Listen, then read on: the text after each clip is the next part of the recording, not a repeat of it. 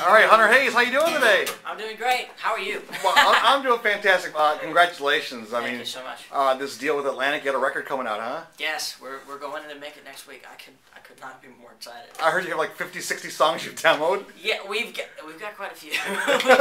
we're up to 50 choosing for the record, but you know, obviously the cream of the crop rise up and kind of stand out. So we're in that process of picking our favorites and what we think other people are gonna like, not only like, but you know, what's relatable.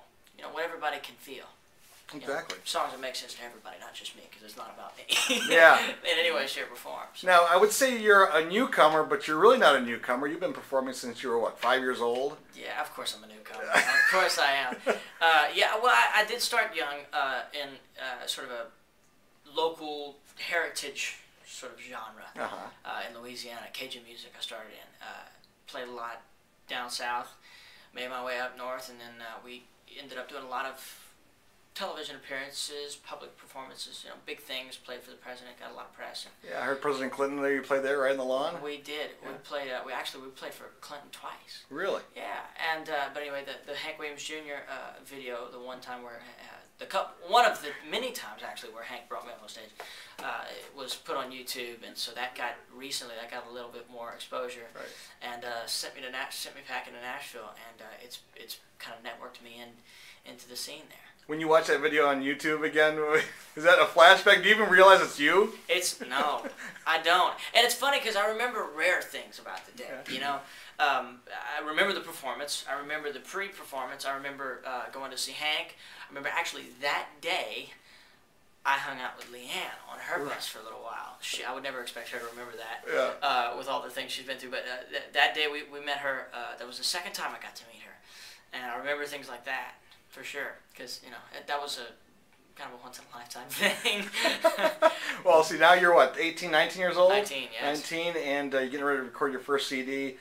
Just what's going through your head? I mean, you obviously want to just to reflect who you are, right? What's going on in my head is this is the first opportunity I get to show what the wannabe artist in me is, who he is, who Hunter Hayes really is. Yeah. It's the first chance, it's the first impression I get to make on a lot of people with sort of a newer style, a different approach, and from a kid who's a big fan of a lot of good country music and just wants to make music as well, and wants to make music that everybody feels, you know, and that everybody can relate to, because, like I said, it's not about me, man. It's about the songs that people love, you know. Now, if I understand correctly, you're gonna play all the instruments and yes, co-produce your record too? Yes, sir.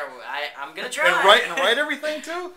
I've written everything at the moment on the record that we've sort of. That's unheard of in Nashville these days. It is a beastly undertaking. Yeah. But I tell you what, it's the way I've done my demos for my whole life. I mean, you know, growing up in a place where there's a lot of musicians, but you know, you want to get a song demoed, it costs a fortune. And you know, as a kid writing, I wanted to hear my songs demoed, so I just got every piece of gear I could find, because I had a band, I had a trailer with a bunch of gear in it, went and got stuff out and started experimenting, and eventually I was making the demos all on my own. And so that's the process that I'm used to at this point.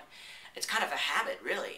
And so when we got to meet Dan Huff, who's producing the record, he kind of said, well, why don't we do it that way? You know, it works. It's got an interesting. It's what gives it's part of the sound that is me, if there is one. You know, and so yeah, it's kind of it's really gonna be fun. It's not as much of a scary thing for me anymore, as much of it is just an opportunity to have a lot of fun in the studio with a brilliant producer like Dan. Oh yeah, yeah. And so, how long will the process take?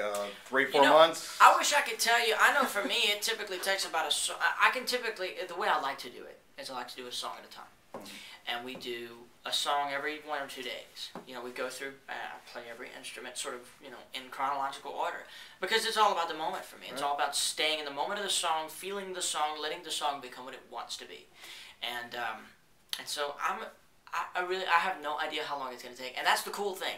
The cool thing is that there's a crazy factor here, and the crazy factor is I have no idea whether this is going to work, and I have no idea how long it's going to take. Right. But you will see the results, you know, and you'll be able to tell me. We're expecting a fall release for a single. Fall release. I mean, I'm sorry, a spring release. Spring release. Fall's a little ambitious. Fall's, yeah, ambitious, eh? No, we're definitely going to have something for the spring as far as we know. Great. For single release. All right. Album dropping soon thereafter. Good deal. So the fans tonight in Grand Rapids are going to get a little taste of what it's all about, huh? Absolutely. Absolutely. Good deal. All right. Well, thanks for your time, Hunter. Hey, man, thank you. Good luck.